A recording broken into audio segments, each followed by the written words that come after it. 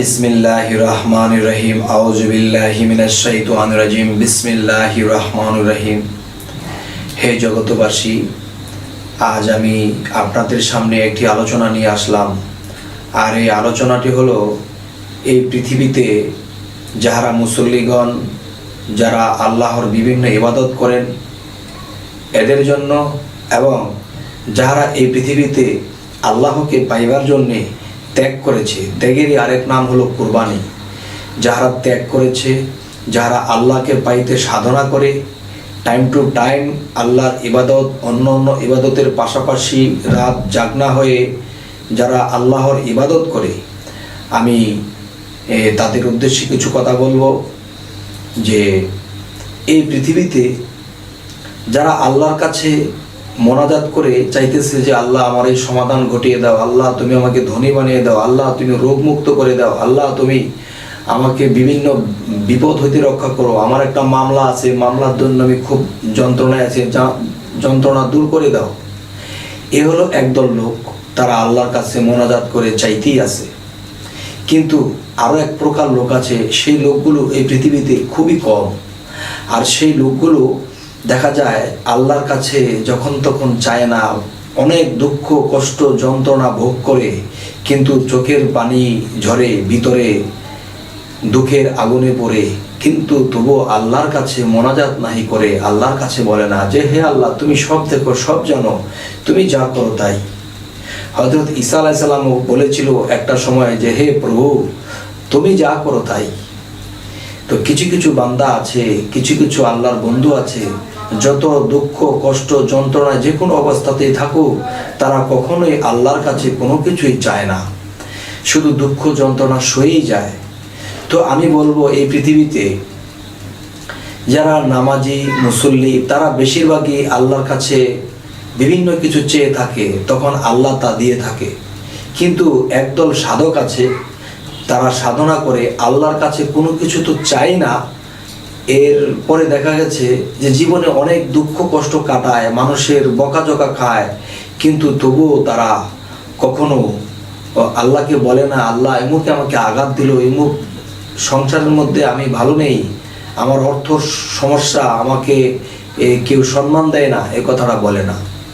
যাই হোক, আজকে যে কথাটি বলবো, এই কথার মূল হলো যে এই পৃথিবীতে যারা মূলত সাধক, যারা আল্লাহ প্রেমিক, তাদের যে বিষয়টা, তারা যদি সম্পদশালী হয়, কোটিপতি হয়, বিভিন্ন জমিদার হয়, আর যদি সেই ব্যক্তিটা সাধনা করে, আল্লাহর পথে যখন সাধনা করে এবং আল্লাহর জন্য ফানাফিল্লা হয়ে থাকে, তখন এই লোকটাকে শরীয়তের ইবাদত করতে বেশি একটা দেখে না, তখন মানুষই বকাঝকা করে, ভণ্ড টণ্ড বলে, বিভিন্ন খারাপ কিছু বলে।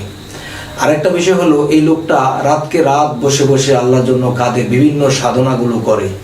তো এরকম করতে করতে দেখা যায় তার থেকে দুনিয়াটা একটু দূরে চলে যায়। আর দুনিয়াটা যখন মনে থাকে না, বা দুনিয়াটা তার থেকে দূরে থাকে, তখন তার অবস্থা কি হয়, তার ব্যবসা বাণিজ্য মন থাকে না, তিনি মিথ্যা কথা বলতে পারে না, বা তিনি বেশি ভিড় মানুষের মধ্যে থাকতে পারে না, সে এক দিনে এক খেলে থাকে। তার মানে পৃথিবীকে সে যখন দূরে সরাইছে, তখন পৃথিবীও তাকে দূরে সরাই দিল। আচ্ছা, এদিকে আল্লাহ বলেছে যে যদি কেউ করে আমার আশা, আমি ভেঙে দিই তার ভাষা। যদি এর পরেও কেউ করে আমার আশা, তার করে দিই আমি সর্বনাশা। তারপরেও যদি কেউ করে আমার আশা, তখন আমি হয়ে যাই তার ভালোবাসা, তখন তার আর দুঃখ কষ্ট থাকে না। তো এই পৃথিবীতে দেখা যায় যারা সাধনা করে, তাদের মাথার চুল আঁচড়ানোর কথা বলে যায়, ভালো পোশাক পরার কথা বলে যায়, ভালো খাবে এটাও বলে যায়, তখন তারা এমন মজনু হালত, পাগল হালত হয়ে যায়। তখন তাদের যে লক্ষ লক্ষ কোটি কোটি টাকার সম্পদ ছিল, এটাও আস্তে আস্তে ফুরিয়ে যায়। কেন ফুরিয়ে যায়? কারো দুঃখ দুর্দশা দেখছে, নে বাবা তুই চল, ওই কারো সমস্যা দেখছে, নে বাবা তুই চল। যদি কোনোদিন ফিরিয়ে দেয় তবে নেয়, কোনোদিন চায় না। তাহলে এই যে একটা বিষয়, যে মানব সেবাই পরম ধর্ম, নিজের স্বার্থে চিন্তা করে না, কে ভালো থাকবে তার দিকে এই টাকা পয়সা দিয়ে দেয়, তখন ফ্যামিলির লোকে তাকে গালমন্দ করে, এবং সমাজের লোকে দেখে সে কেমন হয়ে গেছে, নিজের প্রতি যত্ন নাই, ওরকম ইনকাম নাই, রোজগার নাই, পাগলের হাল হয়ে গেছে। কিন্তু বাবারে আল্লাহর কাজ যারা ডবল ডবল করে, আল্লাহর সাধনা যারা অতিরিক্ত করে, তাদের এই হাল হয় কেন? তখন আল্লাহ বলেছে, ওয়াল্লাযী খালাকাল মাউতা ওয়াল হায়াতা লিয়াবলুওয়াকুম আইয়ুকুম আহসানু আমালা ওয়া হুয়াল আজিজুল গফুর। আল্লাহ বলিতেছে যে আমি এই পৃথিবীতে মানুষের মৃত্যু ও জন্ম সৃষ্টি করিয়াছি পরীক্ষা করার জন্য, তোমাদের মধ্যে কে কর্মে উত্তম, তিনি পরাক্রমশালীর সাথে মিশবে। তাহলে পরাক্রমশালী যিনি, তিনি তো আল্লাহ। আর আল্লাহ যদি কোনো মানুষের মধ্যে আইসা মিশে, আর সেই মানুষের মধ্যে যদি ময়লা থাকে, তাহলে সেই ময়লা আবর্জনার মধ্যে আসবে না। আর সেই ময়লা আবর্জনা কি? সেই ময়লা আবর্জনা হচ্ছে দুনিয়ার ধন সম্পদ, হলো ময়লা, আখিরাতের ময়লা আবর্জনা। তাহলে একজন সাধক যখন আল্লাহর জন্যে কাঁদে, আল্লাহর সাধনা করে, আল্লাহকে পাইতে চায়, দেখে সে যদি দুনিয়ার কোনো সম্পদ বা কোনো কিছু চাইতো, আমি তাকে দিয়ে দিতাম, সে এমন কিছু চাইছে তা তো আমার দেওয়া সম্ভব হচ্ছে না, কারণ পূর্ণ পবিত্র না হইলে সে আল্লাহকে পাবে না।